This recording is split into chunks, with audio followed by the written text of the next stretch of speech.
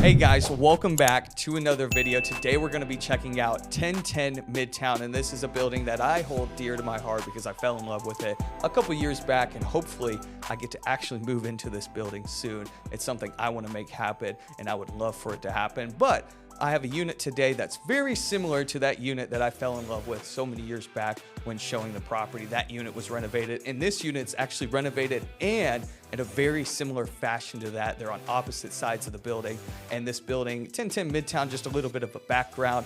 It's a little bit pricier than other buildings, but it's right there off of Peachtree Street and right around 14th Street, and it's super close to Piedmont. It's right next to the Federal Reserve building. There's a ton of restaurants. It's in a very nice place in Midtown.